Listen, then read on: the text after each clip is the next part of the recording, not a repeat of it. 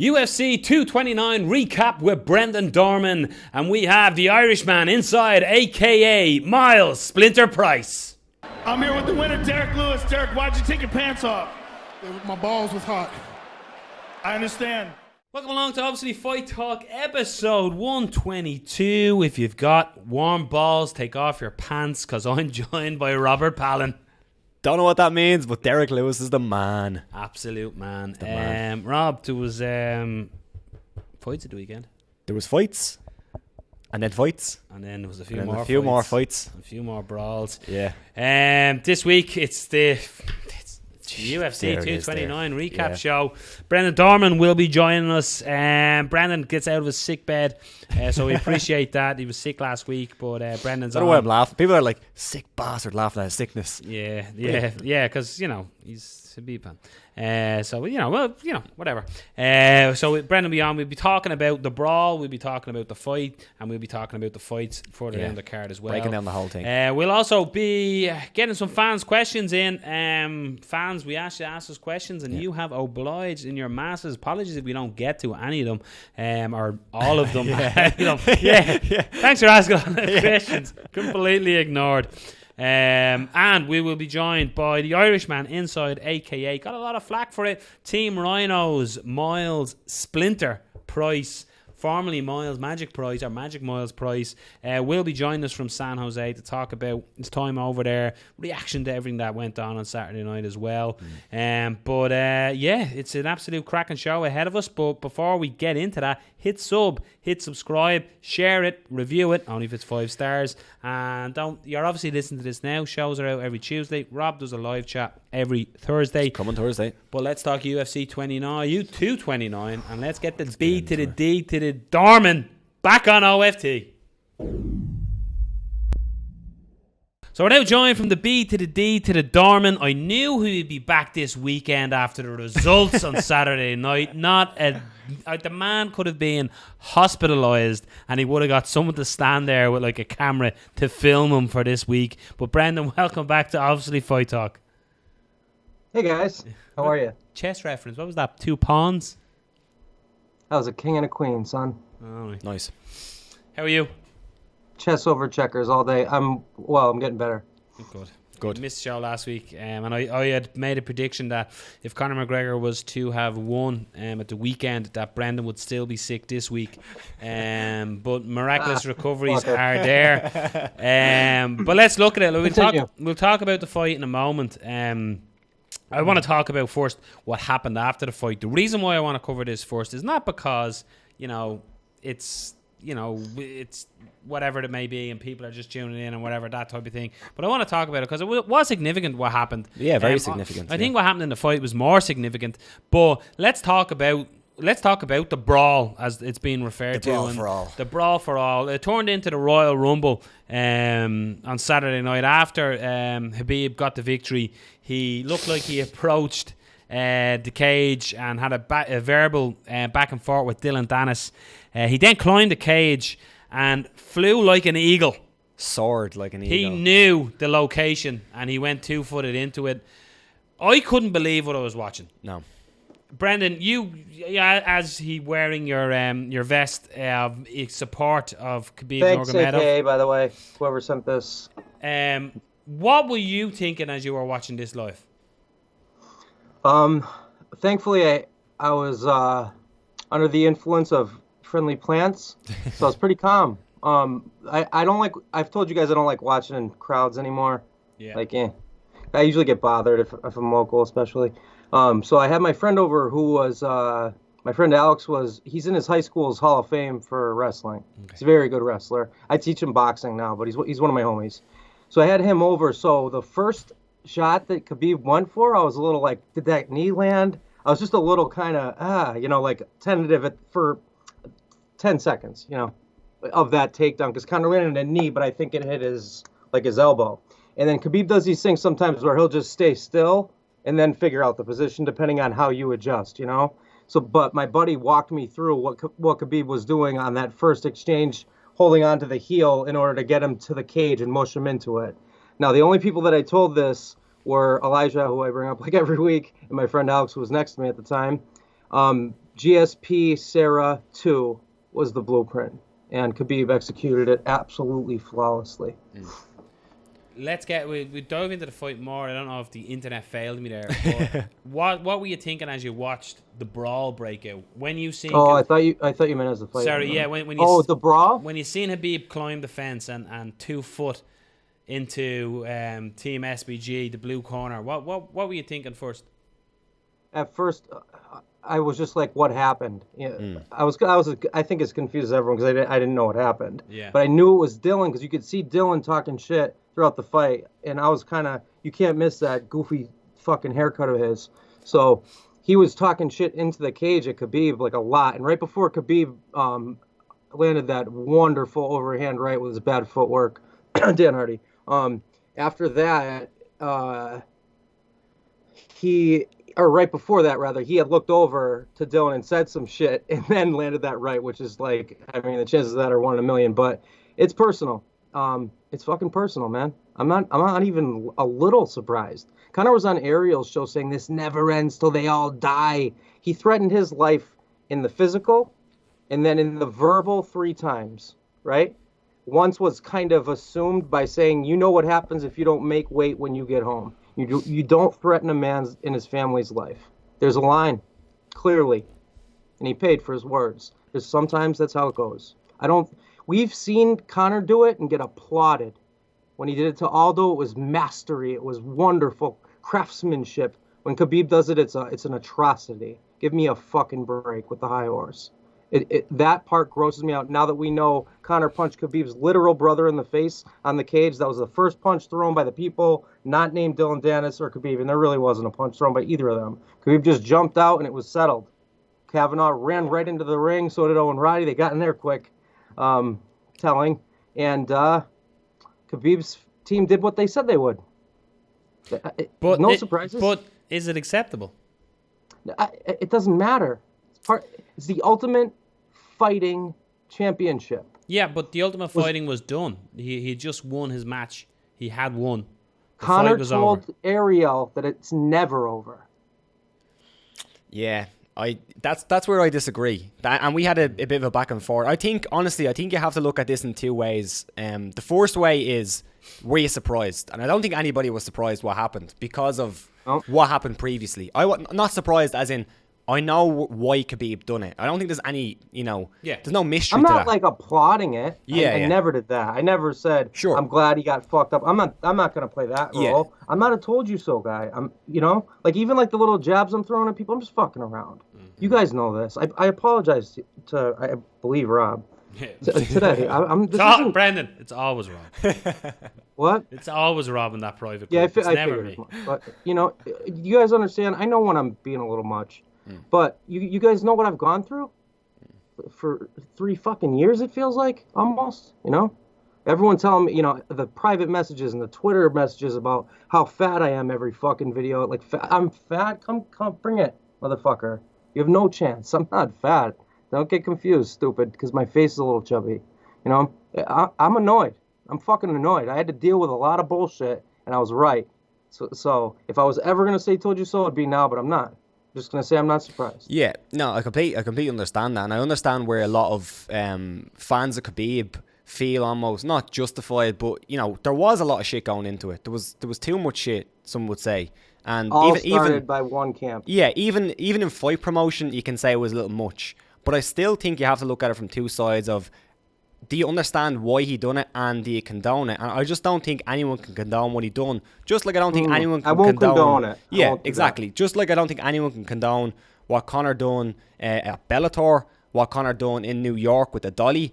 I think you have to be... you guys didn't do that. Exactly, yeah. And I think you have to be in the middle and say that you can't condone that. And there's a lot of people coming out and they're almost getting confused, is probably the wrong word, but confused as to people's opinions on what happened, because they're saying, oh, well, Conor done all this shit, why doesn't Khabib get to do this thing? And it doesn't work like that. You can't do that in a professional organization, a professional sporting organization. I think what people's real problem is, because obviously I have the same friends as Khabib now. I've gained a few in the last couple of weeks especially. Everyone's more annoyed that it's the double standard, that's all. It's not really. It's not. I told you a few weeks ago that Russians are different, man. Absolutely. It's not even that it's personal. It's just if they say it, they mean it. You know. And so Conor saying something like, what did he say between the third round or whatever? It's just business. To Khabib, it's not, and he always told him that. He said, "For you, it's about money. For me, it's about my legacy." Right? All the things Khabib did in his team, they kind of said they were going to do. Why is anyone surprised? And why did Conor get away with okay, a felon? I think that's the big argument, okay, though. but I haven't actually said my opinion on it, so I'm going to wait a minute as well. I want to get through all the points. Right. So we can understand Khabib, right, doing what he done. Now, in defence, you said one thing. You said Kavanagh and Roddy were quick into the cage. Roddy was held back and was probably one of the last to get into the cage. He was held back by security. He was trying to get in and they weren't allowing him. I also seen people say online about John Kavanagh that he cowered and hid away. Now, it's quite well known to people who know me that I've had issues with John Kavanagh. Me and John Kavanagh have had a bit of an issue. I thought you'd want me to say that. For me, 100%, John Kavanagh didn't. John Kavanagh was one of the first cornermen to get into Conor's corner. And at the time, Conor was being attacked by 2 to 3 people. So John Kavanagh was in there pushing back and trying to help his fighter. So I think credit has to go to John Kavanagh. So was Khabib's brother. He was trying to help Khabib, and then Conor punched him in the face. Look, and there's counterpoints to all your points you're going to make. No, I'm not saying, but I'm just saying of stuff I've seen people say about John Kavanagh. That wasn't the case. John walked up into the cage. He was looking for his fighter. He went in and was there for Conor. Roddy was being held back by security, the same as Dillon Danis was. But, right, we understand Khabib. They would have done serious damage. But the two guys that jumped the cage and the guy who's due to fight Artem next week, it's behind Conor, threw 2 to 3 shots behind Conor McGregor. Yeah, that's a pussy move. That's absolute pussy move. And that's sucker punched. And then Conor, as he was backing off, was it a third? I don't know who it was. The third. That was the one he sucker punched. That was Khabib's brother. The one in the cage. He punched first. No, but this was. No. The third guy was Khabib's brother. No, but this was after the guy in the red hit Conor from behind.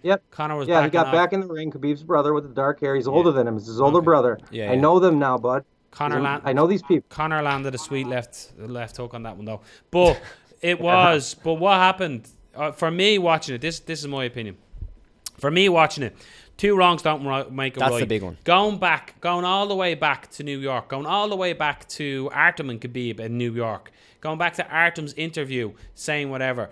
It escalated where Conor obviously went over New York. There is audio of me and Rob. Video, actually, if you want to see video our faces. And audio of me and Rob putting down that this is unacceptable behaviour and that he should be punished. That punishment only came from New York City. It didn't come from the UFC. That's wrong. There was no punishment. No, not from the UFC. There was none. No, or New York. Well, he got slap on the old wrist. That's slap on the wrist. Felony assault. Yeah. But that's in prison. But my point there is okay. That happened. That ended. I'm not going to go into too much detail, but I'm not fobbing that under the carpet or brushing it under the carpet. It was unacceptable what happened in New York. 100% unacceptable. It nearly cost me being a fan of Conor McGregor, if I'm being perfectly honest with you. I was like, I can't get behind this guy. He doesn't have values like me at all. Yeah. But then I'm like, I don't fucking watching him fight. So, he's a good fighter. Let's watch what happened with Khabib as well. All right. And then, for me, this is where I think it's not just Conor, or it's not just SBG, or it's not Eagle MMA involved.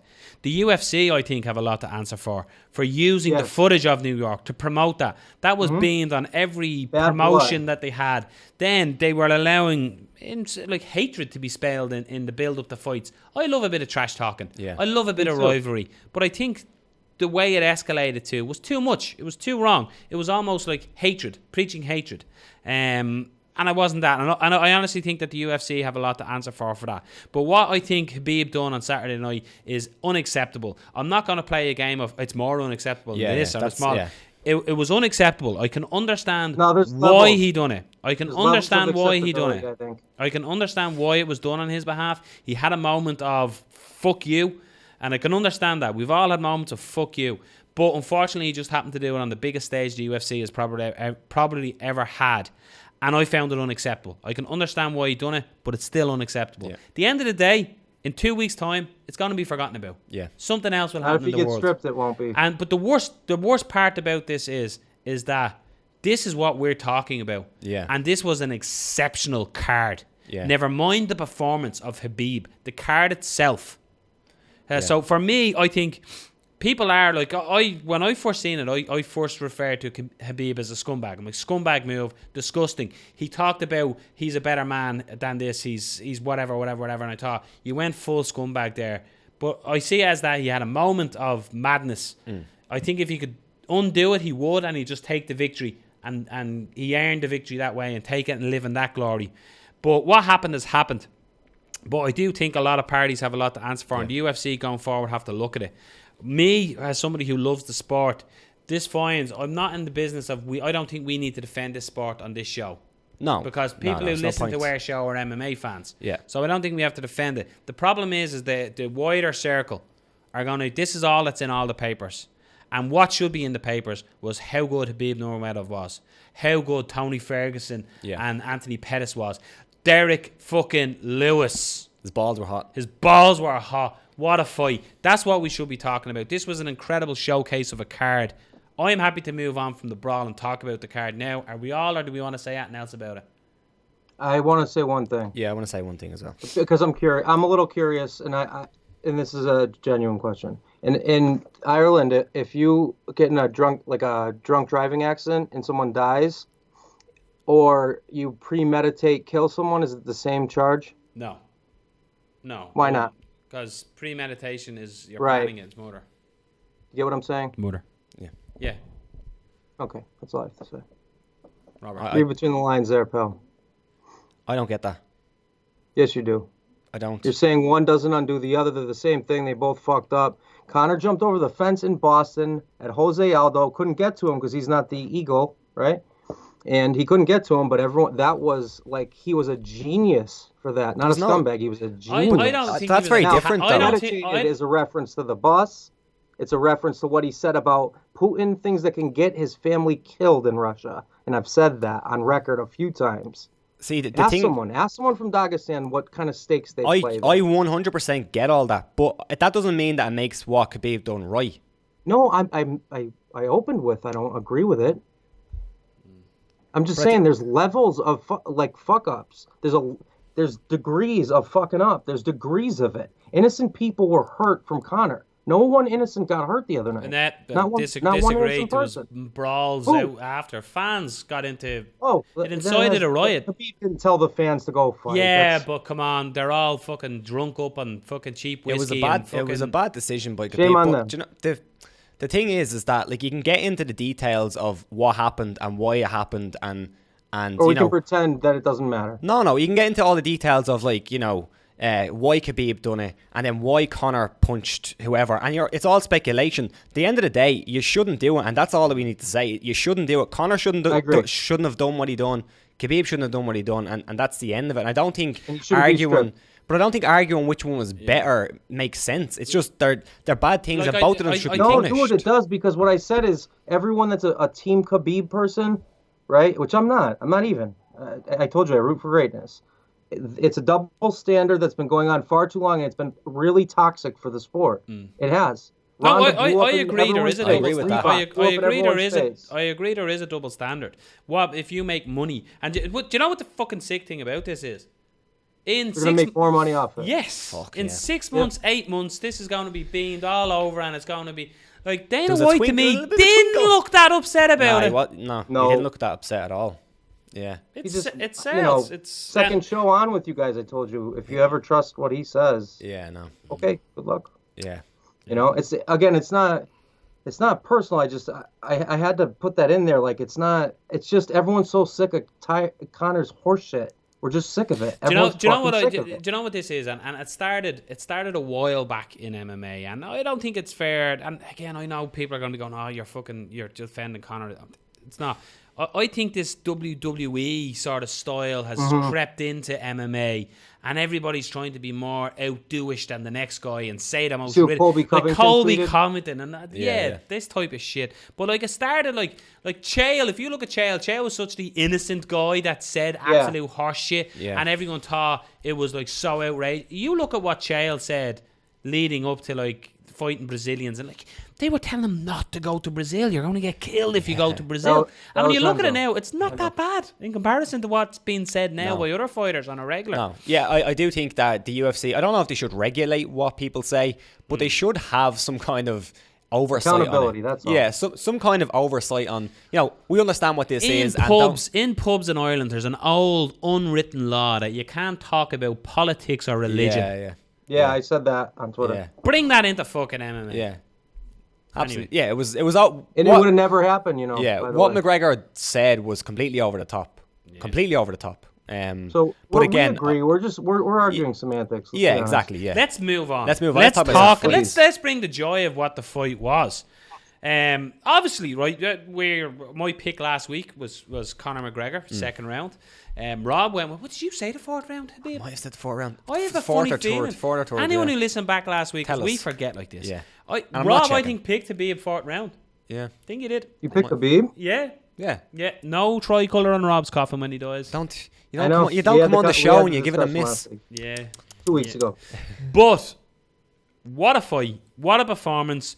Were you surprised by Yatin in the fight, both in how either Khabib or Conor approached it? I'll tell you what surprised me. There's a few technical things, but right before the fight, when they were doing the entrance and all that, right, and then when you touch gloves thing, yeah. Conor looked away. I noticed he looked away. Yeah, I didn't see that. Everyone is saying he didn't look McGregor-ish. Me and my boy did, and we said, "Man, I think he just broke." And Khabib took him down 10 seconds later. 10 seconds into the round, right, or 30. Something like that. Conor defended. Depends on what if you call it that. Like if it was an actual engage the takedown. Engage the takedown. A lot of people were saying that to me today, that Conor looked different walking out. He was doing this, whatever he was doing. Yeah, but looked almost drunk. Yeah, I didn't really. I didn't notice that. He was drunk. I thought, because I said to my friend, I'm like, is he? I don't know if he's playing possum. Because he started. McGregor came out and opened up with a long left hand, and he looked settled straight away. He was pawing with the right hand, and he was putting pressure on Khabib, hoping for Khabib to sort of dive in on a takedown perhaps and counter on it. But I thought, I'm interrupting you after asking a question, saying did that surprise you? So I'll let you continue. Did that surprise you in anything else in the opening exchange when the bell went and they squared off? Did that surprise you opening? No. Yeah. No. Khabib's right. I of course, I didn't see it happening like that, but he was doing a lot of things that I knew he would. I sent a lot of tape to AKA over the last week, so that fade 3 that he does, I was telling him to get off the center line with it, break center line. Yeah. With his hook. So because when you're going against a weak side guy, your best 2 weapons as an orthodox guy only, which Khabib is, his other game plan, if he had to stay on his feet too long, was to leg kick with his left leg from southpaw, but he didn't even have to do that. But if it would have continued on their feet, he might have. But that fading 3 left hook, he landed it in the second round maybe, and in the fourth, right before that stiff jab and takedown and then finish, right? But that right hand was so fast. And he laid a trap to do it. What he did is he pretended to be circling into the power of Conor's left hand. And so as he circles right, he then did a really quick feint shot, and that opened up that. Yeah, and it was so from the feint, his hand was just... It was gone, The speed of it was incredible, man. He's actually really quick. Conor's got a great chin, he has really quick recovered hands, in Khabib, doesn't he? Yeah. Incredibly quick hands. Khabib, he has incredibly quick hands. That's one thing I noticed, insanely quick hands. If anything surprised me, that. Yeah. Because I've seen him hit pads and look fast with his hands, but, it doesn't always translate. Yeah. That right hand was at lightning speed, Yeah. Yeah, and as you said, I think Conor's chin held up there and he looked really good. His eyes were there. It was on his opponent, so she threw a flying knee seconds later. Yeah, I don't think anything really surprised me. Conor after the right hand, there was a bit of exchange. Conor obviously was knocked down and he regained his balance and then drew a flying knee. So he looked like he was still there. It was a good shot. Great shot though, boy. Khabib. What did you think? It was the after that ended the fight. It was the play out of the second round that took everything out of Conor. Dominic saying that he was allowing him to do that. Brilliant. That's why I laughed. That's why I laughed just there. I've ever seen. That's exactly why I laughed, because he was like, I think Conor's letting him do this to burn himself out. And Joe Rogan went, No, he's Dom, not. I don't think he's doing this. I think Yeah. he's getting his face smashed in. Yeah. And it was perfect, Joe Rogan, because I always find watching Joe Rogan, Dominic Cruz always tries to one-upmanship on Joe Rogan. Yeah. He always He does. tries. And usually Rogan concedes to it as well. But then Rogan's just like, no, He's he's like, no, smashing him in the Yeah, face. yeah. I thought the end Because was... I learned from Dominic. He's very smart. So I'm Yeah. like, is he lying, or like what's his incentive for once be that know. wrong? I that think was, what you he know? meant in hindsight, looking at it, was Khabib want to be careful here. He might burn himself out going for the finish. Yeah. And he just sort of went, Conor's allowing this to happen. Like, I thought Conor, he was getting hit. He was getting but fucking- he was still moving and being smart, where Herb had a look and he's survived like, I pretty can well. still, like, the whole defending himself intelligently. He Yeah, was trying to there was move. no moment during that. Like I was thinking at times, like maybe the referee will stop it, but there was no exact moment where I was like, oh, he's gonna stop it right now. I think he was taking the shots well, but he wasn't playing rope-a-dope with ground strikes. No, It in the wasn't Massive second though. round, some of those landed really Yeah, flush. some of them were big shots. Third round. This is officially the first The round. biggest That Khabib- celebration I've ever seen No, over but- nothing. Habib has never lost a round. Yeah, Grayson the one official- Katiba might have a word about that. Yeah. But Conor had success. He stopped a couple of takedowns. He landed some good shots. But it wasn't like a huge dominant round he- where he he won won the he round, kicked but- his ass. But It could have went either way. That round. I thought a little bit of momentum was starting to bit like It seemed like I got up on the edge of my seat. I was like, yeah, Me here too. we go. We have a fight. Here we go. And the same coming into the fourth round. Conor was starting to use a real stabbing front teep kick to the body. And I was like, yeah, this is going to take over. Then Khabib took him down Yeah, then and got the finish. Did you see the ferocity that he had in the fourth round? There was a plan there. I don't know what it was exactly. Were you But surprised? the third, I don't think he took it off. I think that's ridiculous that he took a round off. Like maybe he took a round off of his aggression. Like he took a little off the aggression, and because he knew Conor couldn't knock him out with one shot. If you notice, he was allowing Conor to throw punches at that point. That's like what, he wasn't. That was my next You know what I mean? He question. wasn't being as far away. He was staying in Conor's yeah. face because feeling pressure sometimes can exhaust you. Just feeling someone in your face and moving backward. That would be my next question. It's an interesting round. Were you surprised how much Khabib stood in front of Conor? In the third round, yes, I was getting annoyed with it, to be honest. yeah. There was a moment there where he was standing right in front of him, and it was kind of like, it's probably it was not the kinda best like, idea. He literally wasn't moving. He was like daring him to punch him. And I'm Yeah, like, dude, like, I get it. You're killing him and you want to make a point. And he sure fucking did by the end of it. He did exactly what he said. But it was like, you never don't get the underestimate him. chance. And I don't think he did, but it looked it. It felt it for a minute. Yeah. I was a little worried about it. Wasn't there a but- little bit of for me there was a little bit of Nate Diaz won in some of the rounds with Conor where he was throwing punches but he wasn't really extending on them as much as he normally would. They were just kind of arm punches of sorts, and that kind of happened in the third round. I felt maybe Khabib felt a couple of them shots and he was like, actually I feel okay here. That's probably what happened. But there was almost like there was that kind of arm punch thing that he done against Nate Diaz where he was just trying to where land. you're just pushing your punch. Yeah, he was just trying to land. No snap. Yeah, know? I felt like that was happening in the third The round. finish. I agree. I won't mention One quick thing. Yeah, go ahead. Go ahead. No, go ahead. Don't. The finish came. I have to. I'm not going to name names. I seen somebody on Facebook, saying something that questioning Conor tapping to it. He didn't call him a very polite Let me name. put them in that old. He didn't call him a nice name. And what I loved about it was there was a comment from a BJJ black belt to say, what grappling experience have you got? And he was like, oh no, nothing, but I can see he let Khabib get there easy and then tapped like that. Jesus. And the black belt came back with one of the most detailed, including diagrams. I'll yes. explain it if you want. No, but he went I like into to the show off choke sometimes. but he explained why you would tap. Yeah, And I'll explain. it was phenomenal. Yeah. The detail was brilliant, but Brendan, take it away. Why did Conor I tap? didn't see that Facebook thing. Yeah. Obviously, but okay. So Damian Maya does this too, but not as well. Guys, go like this. So This right here, Yeah, carotid now artery. dig in under there and push up. Feel it? It fucking kills. The blood is stopping. Feel it? Yeah. That pressure point that's here, that's still part of your jawline, kind of. Yeah. Okay, so when you're like this and you're as strong, which he's- we saw how strong that motherfucker is, Grapple and you bears. go palm to palm, and what he was doing is cranking it and turning it. So his spine is compromised, and he's feeling those pressure points and his blood go away all at the same time. It's like a really good high elbow guillotine. You know what I'm saying? It's cinched up, and it's like everything hurts. It wasn't an early tap. Khabib's strong. Yeah. I think this fight dispelled, for the people who actually watched the fight and didn't, I guess, call it how the fight ended, as in just judge it on the ending. I think it dispelled a few misconceptions about both guys. I think it dispelled the misconceptions about Khabib striking, whereas he's not the best striker in the world, but he stood there in front of Conor McGregor and done enough and landed a great shot because he was threatening takedowns. And I think as well, if you watch Conor's grappling, he's not a bad grappler. He was hip escaping very well. He was surviving very well against an absolute savage. Khabib First is just round especially. Yeah. He made some really good, like he looked like a brown belt in jiu-jitsu. Yeah, Khabib is just better. He did. Yeah, and Khabib is just but better. Khabib is just, he's from fucking Pluto, man. Yeah, it's that style of grappling, that Russian grappling.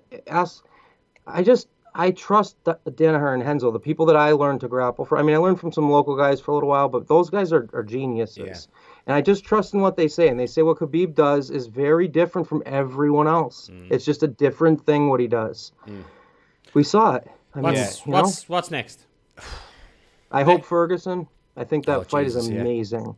Because I think if Khabib beats him, there's no one else. Yeah, if Khabib beats him, he's the GOAT. Very interesting point, actually, somebody made to me today. Carl, give you a shout out, Carl. At lunch, he said, you know what? He said, I know everyone's going to say Ferguson. He said, I think one of the biggest threats to Khabib is going to be Kevin Lee.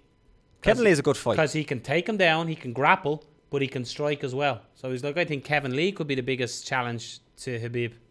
He's chinny. I like the fight, though. Do you think Khabib's pace is insane.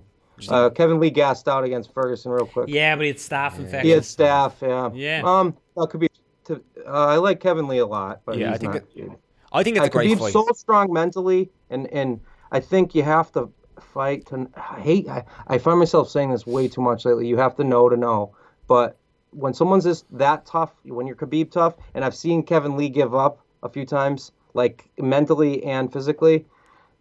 Khabib's unbreakable, so you'd have to knock him out, and I don't see it happening.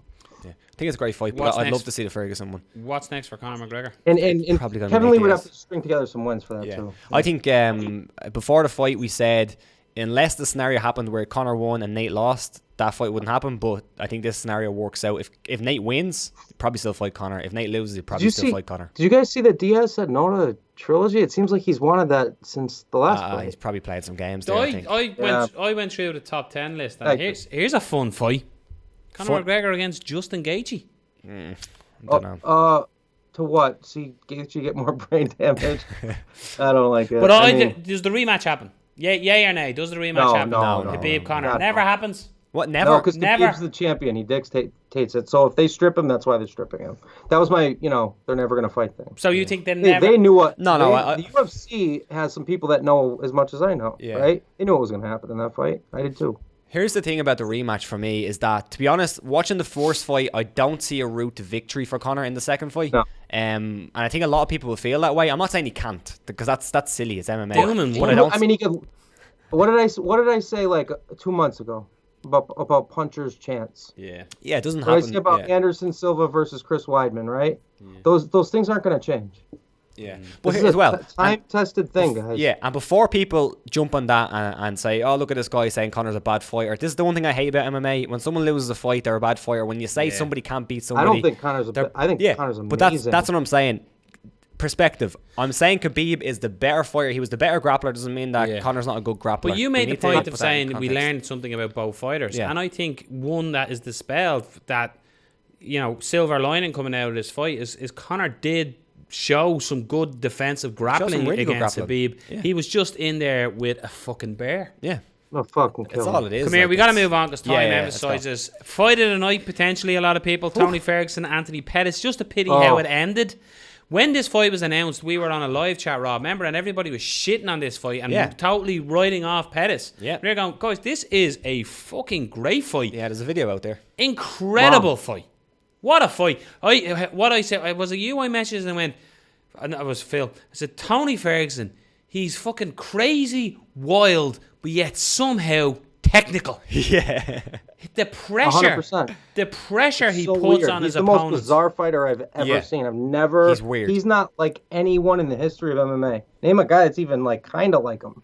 You know? Yeah. He's CM Punk. he's dangerous, dude. He's dangerous. Yes. He cuts motherfuckers every fight. And I thought as well, the first low kick on the knee by Pettis, I thought his knee was gone. So did I. He Yeah. put his leg down and it looked like it was gone already. He was limping a little fuck bit. yeah. I was like, no, not this. But the How about when he hurt him, got on top, Pettis hurt him? but stayed in his guard. Yeah. My- Yeah. But man, you have to be Anthony impressed. was got a shape, man. iconic picture, Anthony Pettis sitting up in the guard with the blood bomb. Yeah, screaming. Incredible. Yeah, that's it. Oh, Yeah. that fight was. So- but- if you didn't like that fight, I don't. What's Why not to are like? you That watching fight this was sport? fucking awesome. Yeah. But Tony Ferguson, for all the pressure he was putting on, right, and don't get me wrong, he won the first round. He won the first round. But I thought Anthony Pettis fought beautifully on the back foot. Oh yeah, well that's where he shines. You know, Rob, when we talked about it, it kind of went as I thought. Tony's Yeah. pace ended up being too much, and Yeah. Anthony looked out of shape to me though. That was Yeah, the it takeaway. did, And, yeah. and Duke made one of the hardest decisions a Brilliant. coach ever has to make Yeah. too. Duke Rufus, I saluted him I when love- he done it. I love thought that, it was. man.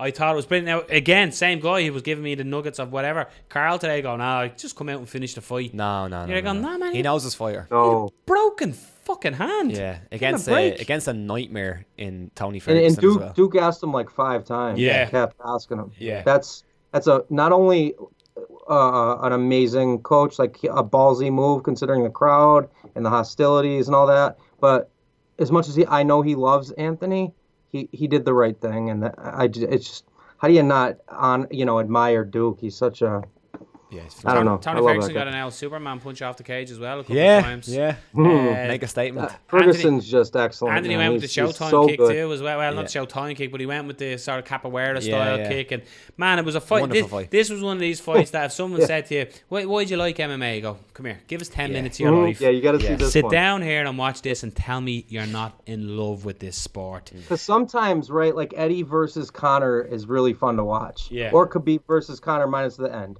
right? There's sometimes that dominance is fun to watch, in my opinion, or like some amazing finish. There's also those wars that, war is probably the wrong word, but battles, we'll say, Yeah. where they're bloody and they're kind of sloppy and Joe it gets a Lozon, little Jim Miller. gritty and it just becomes a dick measuring competition. Yeah, pretty as I much, say, yeah. You know? Who's got more in the tank and all that, and that was that kind of fight. It was fun for those reasons. The primal, you know. A big standout on the card as well, and potentially a big name, quite inexperienced in some ways. 10-0 moves to now Dominic Reyes. What a performance! good to have against new, Alvin blood. St. I didn't see Peru. that coming. Yeah, it's good to have And new blood. he absolutely Mark Hunt walk away knockout, but unfortunately the buzzer went, and you know if what was funny about that, if there was 20 seconds to go in that fight, Mugliato went, it's not over, and he would have jumped at him, hit him once or twice, and the fight's over. But because he walked off on the buzzer, Mugliato was like, well, I haven't stopped it. The bell's stand up and it's not over. And he stood up and he's like, all right, let's go to the judges' scorecards.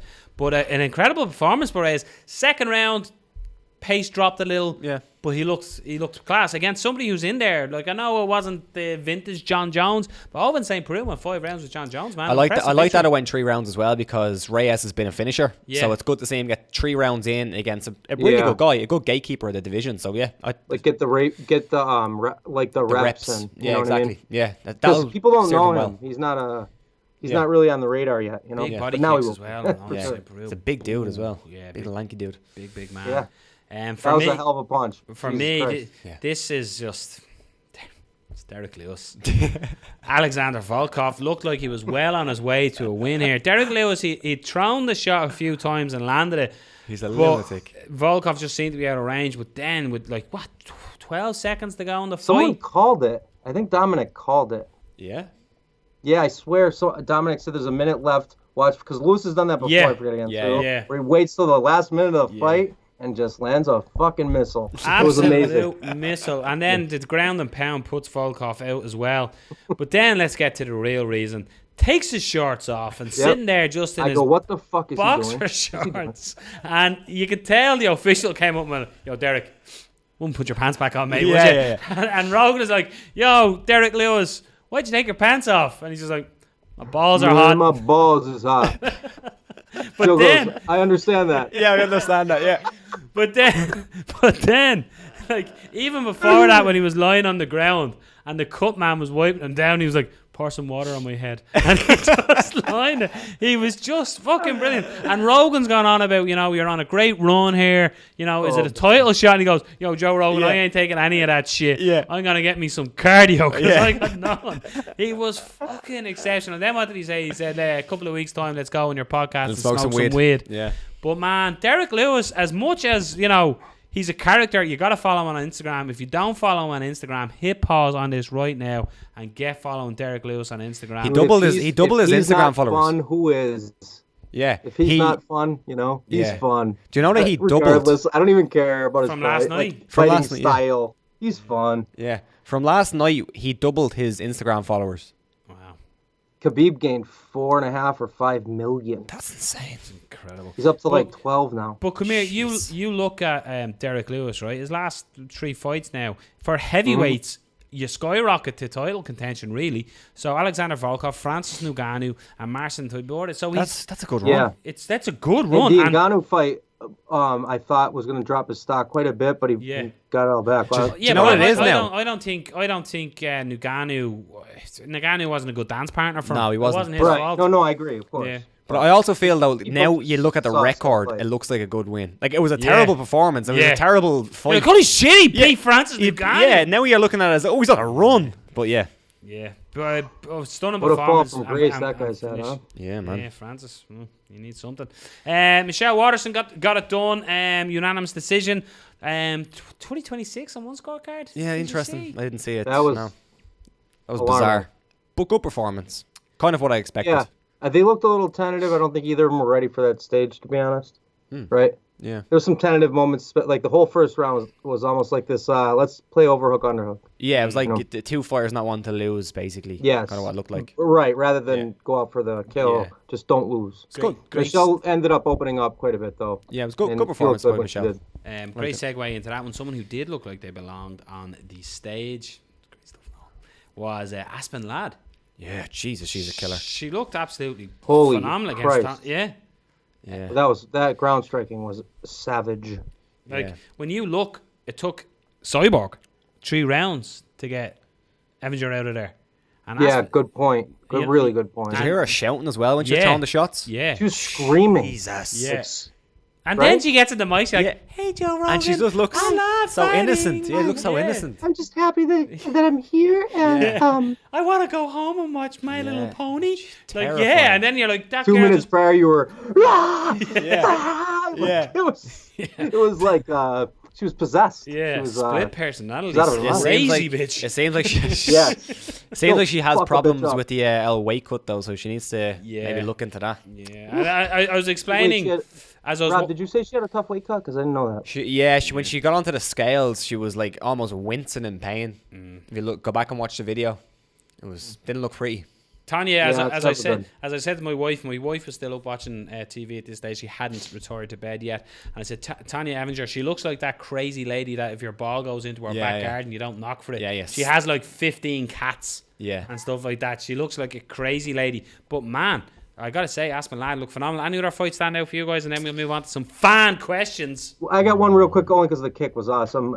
It's a thing I like to do, and Wonderboy did in his debut. Nick Lentz, I don't know where. Yeah. Working with my man Henry Hooft, he picked up the beautiful right hand to hide your right high kick. Yeah, that was beautiful. Against a veteran, former champ. Scott Holtzman, another one.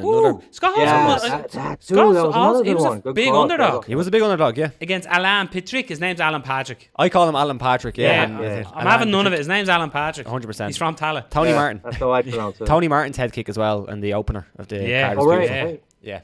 2 head kicks. Great stuff. Lovely. Yeah. Fan questions. So this is where we put up a post. We said, ask us your questions today, and we'll go through a little bit of covering. Rob, how many do we got, guys? Should we do like a carousel? I think we almost treated like quick fire news. Yes, because if they're technical, like I'll take them if they're. Yeah, because we can give our take on them, in short, because we don't go too long. I imagine we'll have covered some of these in our discussion. So. Take it away, Roberto. Fair. Okay. This is from Matthew Sheehan on Facebook. Is Dana's favoritism towards certain fighters, e.g. Ngannou, Conor, Till abhorrent or just part of the parcel of pay-per-view driven sports? Abhorrent, because it's supposed to be a league. Is it though? Yeah, but the UFC is if you can make us money. Yeah. You know, you look at like what they done with Ngannou. Like they Yeah, built is it? Ngannou up, and now he absolutely shits on Ngannou. Yeah. Was it just about money with Ronda? Ronda? Well, Ronda was the face of women's MMA. Yeah. And Was brought that her all in. with Dana? You think Dana was? Brendan Schaub? You think him and Travis You Brown guys are think I know people in the sport? Eskimo brothers? Travis. You guys know what that means? Yeah. Yeah. Eskimo Okay. brother? Yeah. I think it's almost part and parcel of pay-per-view sports. Unfortunately, it is. Unfortunately, it is. I agree. You know, Yeah. it's Some people are more like, as in, like without sounding not as cool. bad. If that was Khabib versus Tony Ferguson on Saturday night, it wouldn't have had as many people watching. And by I don't mean MMA fans. I mean the outsider fans. Of course. Just Conor has that big draw, and that's why he's treated that way. Is that right? No, but that's the way of the world. He brings the money in. Now when it comes to like the law and shit, you know, next. and belts and discipline. Brian Lamore, You gotta set or a Larmore. precedent to stay with it. Brian Larmore on Facebook says, "Is McGregor finished?" No, Mm.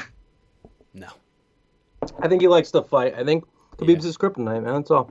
Yeah, I agree. no. I don't think he's finished. Yeah, just he I makes. don't think he even looked like he was finished. No, You know what I mean? It's not like you'd look at it and go, he needs to finish. no, it's you know, it's a tough fight for him. Yeah. As you said, it's his kryptonite. You It's see, a the really tough problem fight for him. with what Conor does and what other fighters do, the likes of Chael springs to mind again. People who so hype brash. themselves, Yeah, big yeah. themselves up so much, is that when they do lose, the fall Yeah. is from a higher height. Yeah. It's like Yeah. young Although- James Gallagher. Yeah, Similar. 100%. But the only thing is, and I'm interested to see what happens, because when Conor has lost in the past, he hasn't lost a lot. He got bigger with the Diaz fight. Yeah. The Floyd Mayweather fight was different, but you know he still got bigger. So I'm really wonder what's going to happen from this. I don't know if he's going to stay the same, if he's going to lose anything, but it'd be interesting to see. But yeah, he's not. Yeah, I don't think he'd be done, but Yeah. I don't know. I don't have a line to him for sure. Yeah. Here's one here. So, Jack Lawrence on Facebook said, "Why is everyone forgetting that that it was Khabib that hit Artem first? These attacks from behind seem like a common thing from Khabib's team."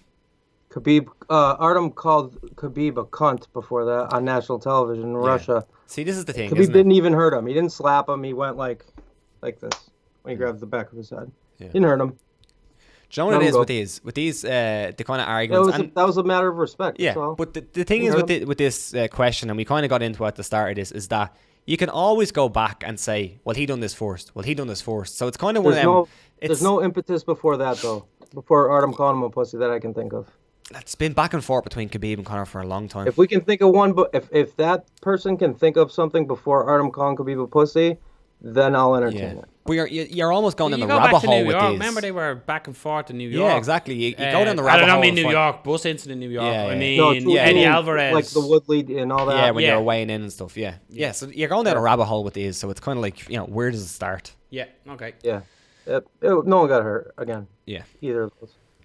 Emmett Glenn on Facebook says, which fight was better, Tony Ferguson or Pettis on the UFC card, or Roberto Soldic versus Dracos Duplessis on the KSW card? Okay, it's gonna be tough. That Did seems so anybody see this? pretentious. I didn't see the KSW card. It was on subscription, and I thought, no, wait till it's on YouTube. No, I was watching Man United. There's the real reason. Didn't see it, unfortunately. Well, I will get to it. Yeah. I'll go with the co-main. Yeah, I think it was better. I don't know.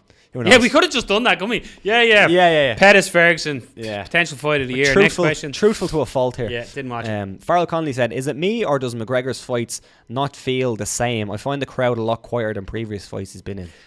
I think At first, no, but as it went on, it got weird. I just don't think as many it's I don't think as many people might have went over, so I don't think there might have been as many Irish. Now I think there was a lot, but when you put them in New York or you put them in Boston, there's so many American Irish there already that Boston, especially. yeah, it just ramps up. But because I know a few people who went over, but I Yeah. don't know as many people that would have went Did over. It's Farrell go over? expensive. Let's face it.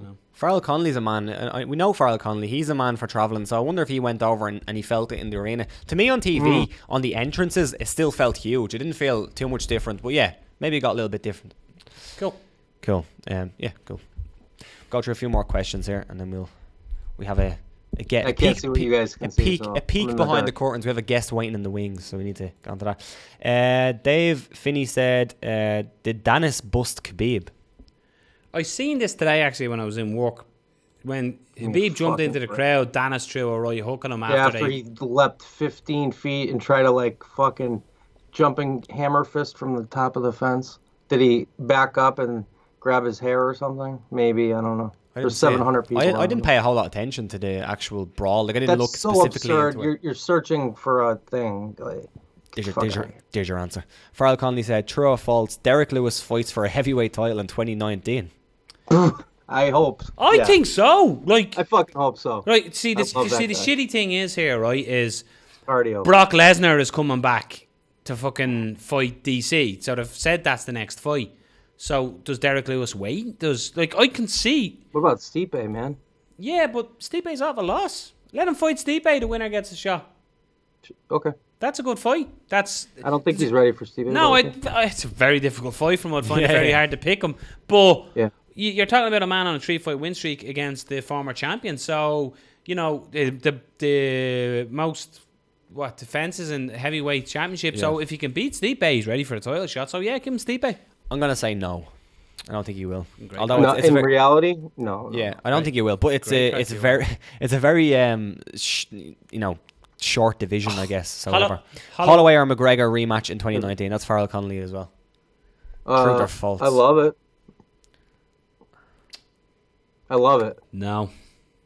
I think no as well. But the only reason yes is if Ortega beats Holloway and Holloway moves up to lightweight. That's the way. Because what's going on with Max lately? Yeah. Prize weight. Yeah. Liam Bowes on Facebook says, "Was this Conor's Ronda Rousey moment, or will he come back better and dominate like he has in the past?" I presume by Holly Holm, I guess. Holly Holm, knockout. Yeah. No, Ronda was never sent. No, because I don't think. Oh, I don't think it's that. No, I mean, that's what they mean. Yeah, I don't think Khabib showed Conor up for something that, you know what I mean? Like, I do. Khabib has done that to everyone he's fought. But Conor's never been embarrassed like that. Did you hear what Khabib was saying to him on the ground, man? He humiliated him. What was he saying? He was saying, quit. Why don't you just quit? Wasn't it? If we can pretend and get emotions out of this completely and pretend the end didn't happen, that was an absolute one-sided fucking. Oh, it was dominant. Yeah, it was dominant performance. Yeah, but I don't think it was as. But it's not Ronda because Conor's very good. Yeah, Conor will be back. Conor will be back. Ronda was like way more protected in a way less deep. I mean, 155 is the best division in sports, right? I gotta remember, Conor hadn't fought in 2 years in MMA, and he took on like the best grappler in the game. Yeah. So I'm not okay with using that as a reason he lost. No, I'm okay with it being brought up. He came back to take that challenge. He could have came back and taken a lesser challenge. He fought Nate Diaz again. He took on the fucking best lightweight in the world. Yeah. Yep. Ravi for that. Yeah, Ravi Taja I'm gonna go to Twitter really quick before we leave this. Said, if everything goes well for Khabib, who will UFC match him against next? Tony or Conor 2? Tony. Yeah, it's not that's not. It'd be a travesty otherwise. That doesn't warrant an instant rematch, unless of course it's fans are fucking. Have you guys done a little web surfing the last few days? Fans are hip to shit right now more than I've ever seen. There's a heightened awareness that I've never seen since I've been watching the UFC, which is UFC 2. And I've only missed like 5 ever. We look into it. Everyone's very, Chael's video that he put up about, trying to explain away everything Conor could have done wrong, right? Did you see that video? No, I haven't watched any of the Chael. Yeah, it was Chael, trying to save face or something. It was absurd. But I usually like Chael because he's fucking hilarious. But he was trolling or lying or something. The video had a lot of views, but it had 3,000 likes, but it had almost 4,000 dislikes. He had said something as well about Dillon Danis was wobbly walking away. He wasn't. There was a video of him walking away fine. So yeah, I don't know. Yeah. Sometimes Chael, says Chael things. I just heard him explaining away a lot of horseshit, Yeah. At Real Sean Clinton on Twitter said, is Derek Lewis the undisputed post-fight interview champ? Yeah. And should Pettis have fought through the broken hand? No. Derek Lewis 100% is Yes. the post-fight champ. It Agreed. was remember Bren Rothwell went and tried to walk off, and John Anik was like, no, come back for the interview. That would have been brilliant. But yeah, come on, going deep, April. Do you know what I mean? Where's Ronda Rousey's fine ass? He's he's done everything. Derek Lewis is phenomenal. Fucking savage. Phenomenal. Incredible. Yeah. I think he's the champ. Right, we What got was one the more. second We do one more. Where do we go? We got one more. Let me get one more. And Pettis should not have fought on with a broken hand. I don't That's think so. bullshit. No, you get your fighter out of there if they were broken in. What's he gonna do? He's Jesus, there's the sister. Okay, there's the sister. We already answered the fourth part. Ferguson versus Khabib has to be next. We said yes. This is Dorothy O'Keefe. My sister be nice. Yeah. Is it really? Yeah. But you also asked, should there be a 165-pound belt, and what's next for McGregor? We kind of answered that. So the 165-pound belt, should that happen? I think fighters are, Dana's. I think I actually agree with Dana's why there shouldn't be. Yeah. He said, because you're just going to get guys who aren't getting a title shot at 55 running to 65 and guys at 70 running to 65. So I agree with that. But yeah, I can see the benefits of 65. There is. as I think well. there is enough, though. There is enough fighters to fill the 3 divisions, but I still Yes. feel like if they're going to make that division, just bump up the 70 to 75. 75. Yeah. And If they go to 75, I like 65. Yeah. If they keep 70, it's fucking ridiculous. yeah, I agree. That's silly. Yeah. I agree. It's not boxing. You don't need it every 4 pounds. You know. We had a lot of questions. We didn't get to them all. But Rob is doing a live chat am. this week, and I Rob am. might have to answer them on the Yeah, live chat I this will. week. I'll hold on to them. Thursday. But Brendan, it's been a pleasure to get you back on. I'm glad you're well. Congratulations on your victory. I had nothing to do with You it. didn't really rub it in my face that much either, actually. Yeah. I felt you would have rubbed it in it more. We were literally on a call before this, and I said, now I'm going to have to listen to half an hour of Brendan Dorman rubbing fucking Habib. What do I always say? I don't like told you so, guys. It drives me crazy. You text me it every day. I just feel redemption, but not with you guys. I love you guys. Well, listen, I Brendan, hate those told you so guys. pleasure talking Told to you he would say that. Yeah. Hell, I told you so. Yeah. Remember when Eddie Alvarez beat Justin? Congratulations, Team Khabib, man. Fucking most dominant lightweight ever. Awesome. Connor will be back, by the way, too. So respect. Yeah. I agree. Listen, Brendan, thanks for your time, you man. Won't keep you any Thanks, longer. guys. And talk to you next week. Yeah. All right. Peace. Peace, man. Sounds good. See you next week. Later. They are Brendan Dorman. But let's move it on. And we got do we call him Magic anymore?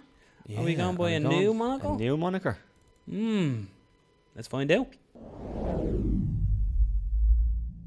So moving on, obviously Fight Talk. I'm delighted to say, I don't know whether to introduce him as Magic anymore or Splinter, but we're joined by Myles Price from sunny San Jose. So Myles, welcome along to obviously Fight Talk for the first time, you man. I know. Hello, Robert. How are you going, guys? Great to be on the show, Great. having a chat with you. Cheers. Come here.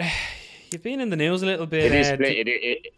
It is Splinter now, by the way, I think. Lovely. Just going to go with that. It's phenomenal. It's brilliant. Fuck it, embrace it. Rebrand. Yeah. A little bit of a backstory for anybody who doesn't know. Myles was on, was it Talking Brawls or Off the Brawls you were on, Myles?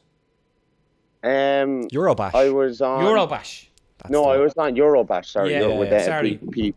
Just Carl, yeah. Niall McGrath is just everywhere, so I don't know when I'm listening to him. So you were on that, and you were talking openly as Joe Duffy. I don't know if you've seen Joseph Duffy's interview where he spoke about you, and he said you were telling your truths. So there's nothing wrong with your truths, but you got a lot of backlash for the fact that you were over in AKA training in the lead up to obviously Khabib taking on Conor. So firstly, has the backlash and what people are saying surprised you?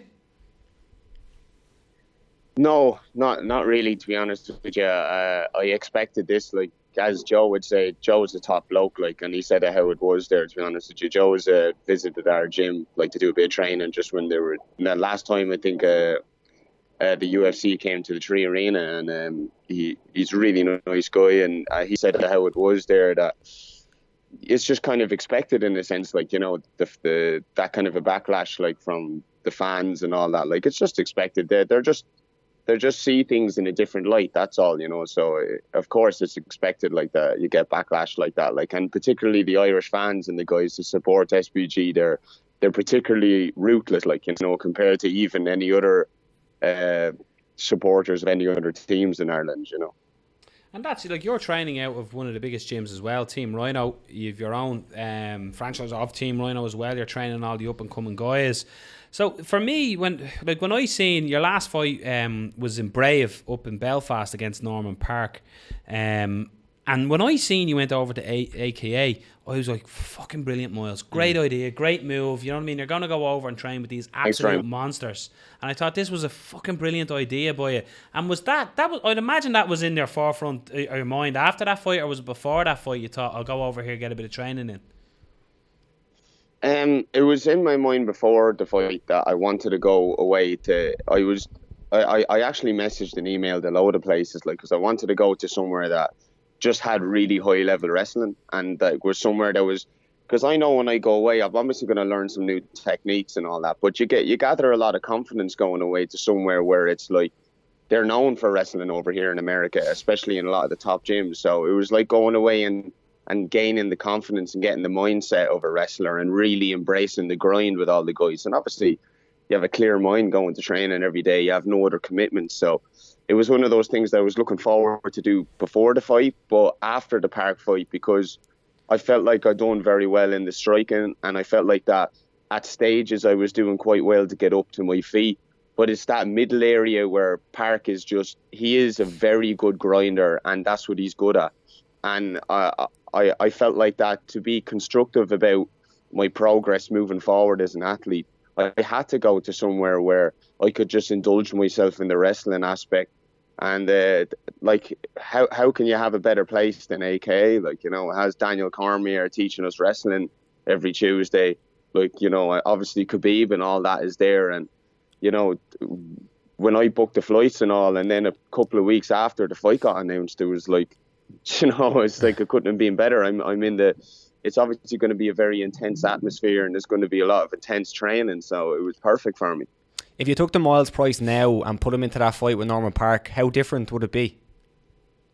I beat Park. All I needed was an extra 2 or 3 minutes to stand with Park, and it would have been finished, that fight. And he knows that as well.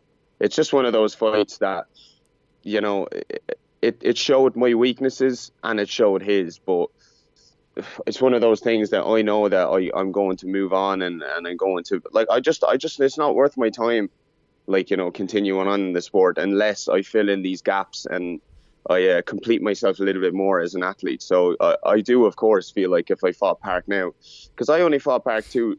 I don't like making excuses, to be honest with you. He beat me fair and square, and he's a great athlete, and he's one of the best fighters to ever come out of Ireland. Like, so.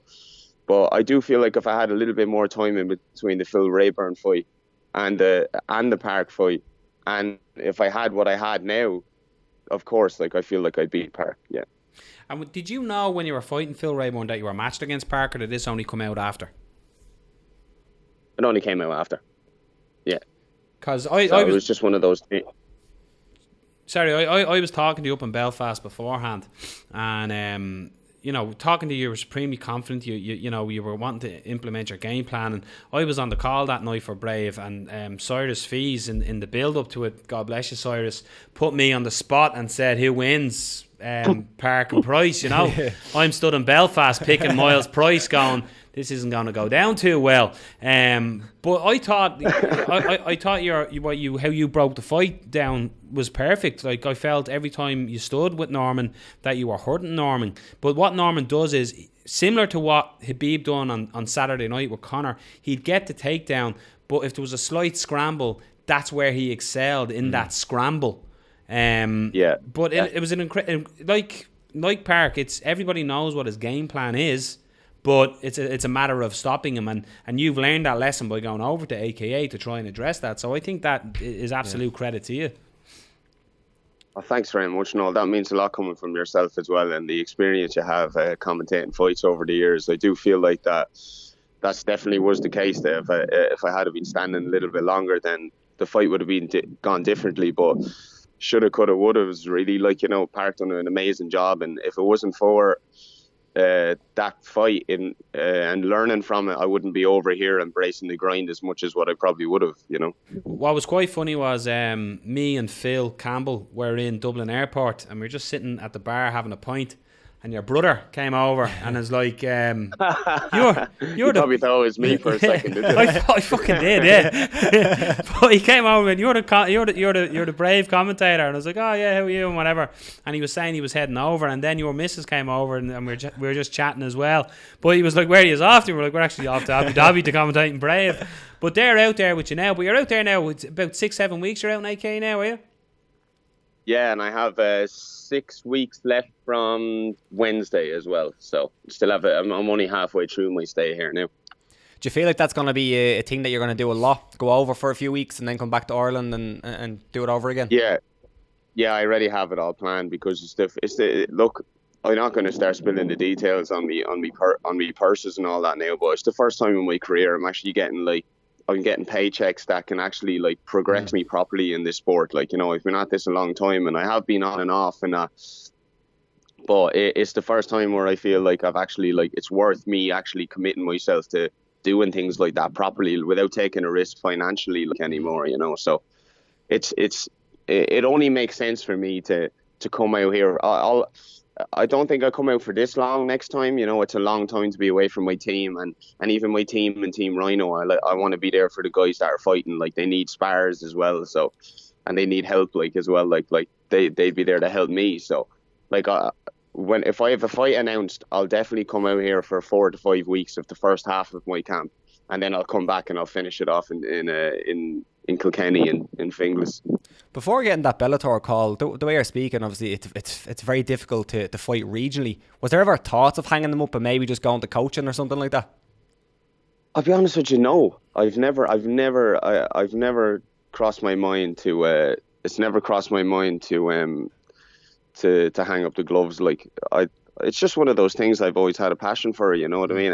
And I'm at that age where it's funny, because I was just talking to my brother about this the last day, that I'm just one of those athletes that I feel like that it literally took me in all my 20s, which a lot of guys shine at, to start feeling like I'm coming into my own. You know, it's only now I'm starting to come into my own, really, like, you know, mentally and physically as an athlete. You know, I'm aging quite well as well. My body's in good shape now. I've never felt as good as I have before, and it's like, I feel like in the next 6-7 years is when I'm really going to shine as an athlete, you know, and so definitely not. It's never crossed my mind. And if I've gone through all that hardship in my 20s, where I might have considered it, but I never did, like, where now is going to be a great time for me. Like, you know, I'm really going to prosper as an athlete now. Just saying, leading up, obviously being over there, it worked out perfectly timing wise with such an intense camp, with Khabib fighting on Saturday night. But what's the atmosphere like there now that Khabib got the victory? And, you know, are they celebratory mode, or are they just business as usual in AKA?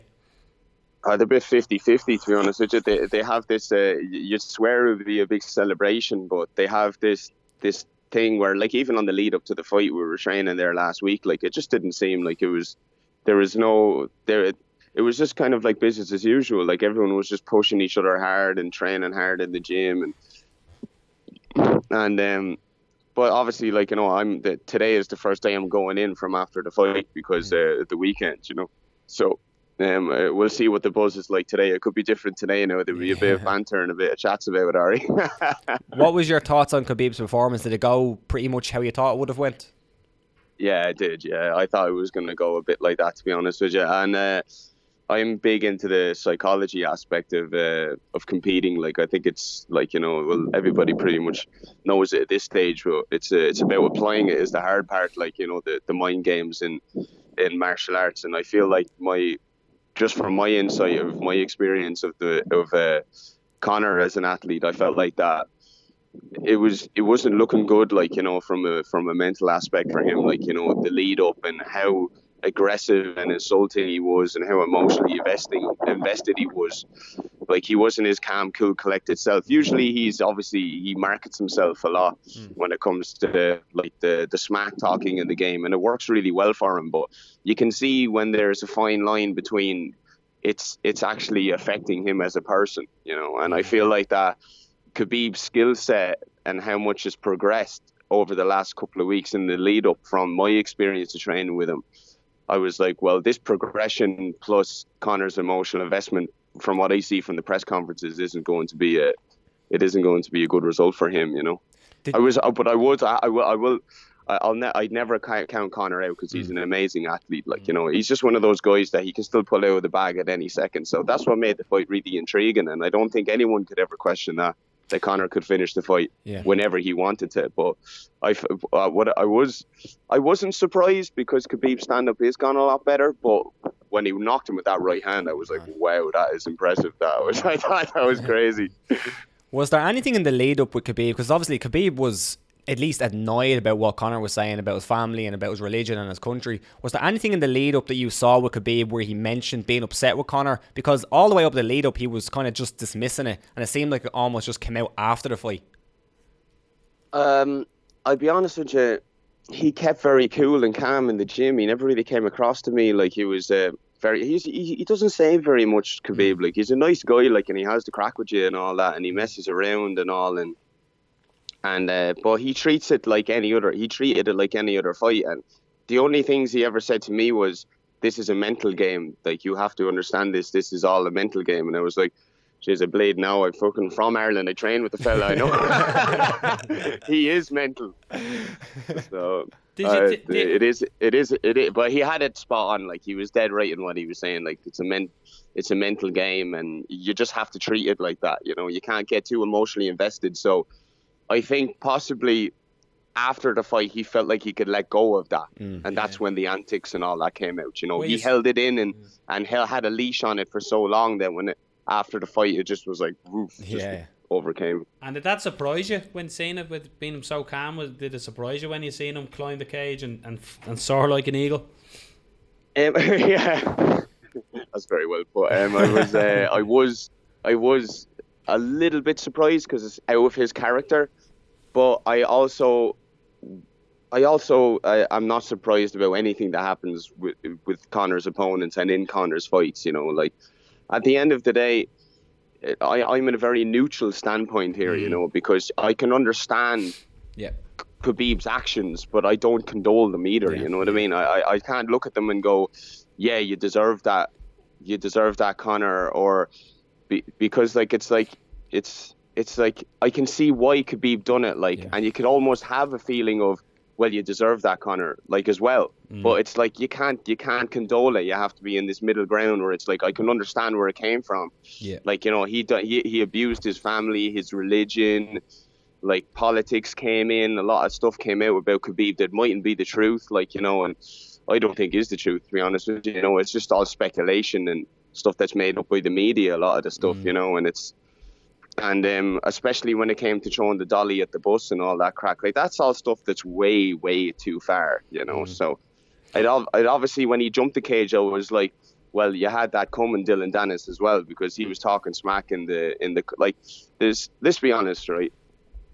Like, if you get kicked out of Marcelo Garcia's gym, like, I like, Marcelo Garcia seems like the nicest man in the world in martial arts, doesn't he? Like, you know, he's like bleeding the Yoda of BJJ, like, you know. So, there's got to be something. You got to be a little bit of a punk if you're doing that, like, you know. So, I think that it was probably provoked by Dillon Danis as well, and he jumped the cage. So I was like, look, I can understand why Khabib done it, and he probably did deserve it, but it's one of those things that, you know, it shouldn't have been done and you can't condole it. But I think what was really could have been left to the wayside was the stuff that happened in the cage. Conor getting hit and guys jumping in and that, and, you know. But I just saw a video the last day of Conor throwing the first punch, like, when Manap got on top of the cage, like, so.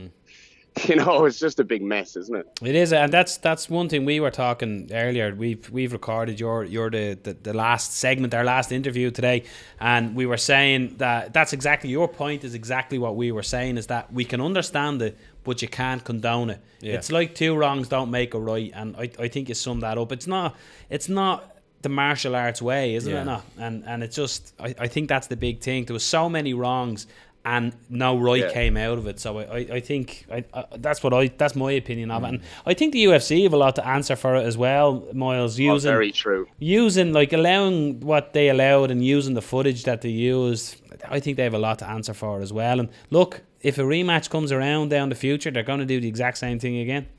Yeah, I totally agree with you there, Noel. I think that's absolutely spot on. That the UFC get away with too much of this, like, and who are they to answer to? You know, Yeah.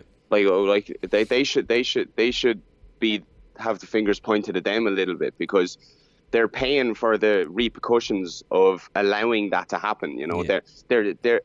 they have to at a front, especially Dana White. Like, he needs to go, oh my God, this is disgraceful. But he'll turn around and he'll secretly be rubbing his hands together, like, going like, oh, this is great. You know what I mean? Yeah. Because that's what people like watching. They like watching all that crazy stuff. And as Khabib said so finally in his press conference, that, he wants to change the sport, and he wants to put this in a different light. And I'm completely of that. Like, I think that martial arts has completely changed since when I started to now. Like, even things like working your way up the rankings, like properly working your way up the rankings, not skipping a couple or skipping, like, 5 or 6 guys just because you're marketable. It's not healthy for the sport. It's not healthy for the longevity of the sport. If Dana White doesn't want the sport to be seen about like we're ruffians on the street, then stop showing footage of that happening on the streets. Then, like Conor throwing the dolly at the bus, it's like, you can't have your cake and eat it in this situation. You're either completely against it or you're completely with it. Like, make up your mind. Do you ever see the rematch happening between Conor and Khabib? Oh, Jesus. That's a very good question. There's a lot of variables going on here now, to be honest, but I honestly don't see it happening anytime soon. Conor needs a tune-up fight, because it'd be different if it was like a little bit competitive, but it wasn't really, like, you know what I mean? It wasn't a competitive fight. Like Khabib, like, even at the striking, it wasn't really competitive. Maybe in round 3, it looked like Conor was coming back and getting into his stride and getting his rhythm a little bit again. But I feel like that it was so dominant on Khabib's half that it's kind of like, why would I give you the rematch? And it's like, I think Khabib will probably be of the mindset of, look, you'll probably have to have 1 or 2 more fights before you can fight me for the belt again. And he's in that position now where he can demand those things, I think the most important question of this interview, Myles, is will we see the Kilkenny GAA shorts in a Bellator cage soon? You're definitely going to see the Kilkenny shorts anyway. That's just we trademark now. But I think definitely you will be seeing me fighting soon on Bellator for sure. I would have loved to fought over here or fought abroad, but I think that they're looking for me to fight a couple of times on the Irish and English scene first, and I'll probably be fighting close to Christmas or the New Year, I'd say, for Bellator. I would have thought, like, and I'm really looking forward to debuting there and getting my hand raised. What's your thoughts actually on Bellator? Because they seem to be signing up so many Irish and UK and European fighters. Are you excited about what Bellator are doing in Europe and Ireland? Oh yeah, this is massive. Like, it's absolutely huge for the sport to have Bellator coming over, like, and giving us the opportunities that I feel like a lot of guys here deserve. Like, it's just one of those things that it's like things are getting better and better for Irish mixed martial arts, and I think that it's only going to, like, this is what gives you the opportunities. This is the first time really that we've had like a promotion as big as Bellator that's investing. Like, not just like the way the UFC did, where they came here once and they went again. It's like Bellator has like something that they're going to continuously keep doing, and that's the link to big shows and big sponsors for guys in America. And they're the opportunities that I feel like Irish mixed martial arts deserves. Like, at this stage. No, I agree. I think as well. You'll be one of the.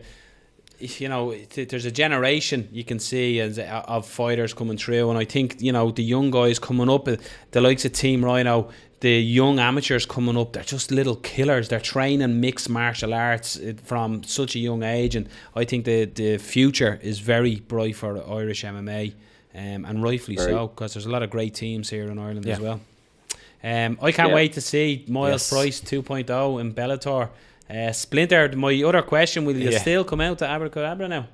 Or is it going to be a new song?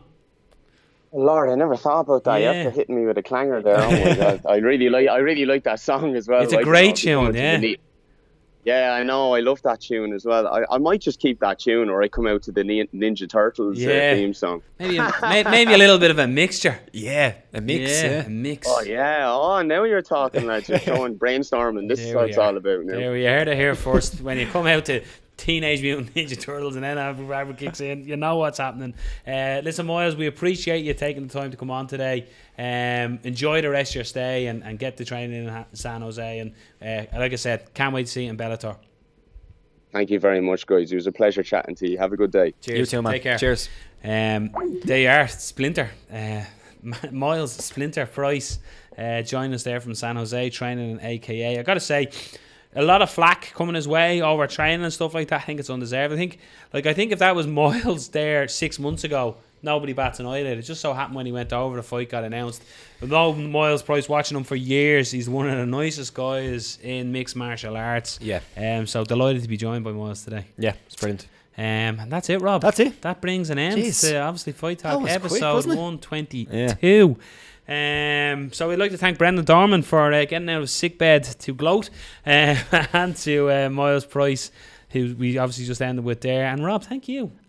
Thank you, and thanks to the fans for all them fan questions. Yeah, we do apologise yeah. we couldn't get to them all. We went a little bit long. No, we will. Rob's going to hold on to them on for this week on the live chat. He'll have to bring up a couple of them questions as well. Also, some big news going to be dropping pretty soon for the podcast, so stay tuned for that. But as always, I've absolutely enjoyed it. What a weekend of fights. I just feel physically exhausted from it. Yeah, mentally exhausted from it, I think. Just want to take the next few days off. From thinking, I'm just going to brain off. Not going to think about MMA for at least a day. No, I'm going home to play UFC 3. But thanks for tuning in. Check out Rob on Thursday night with Jason. Yes. And I'll see you next week. Peace.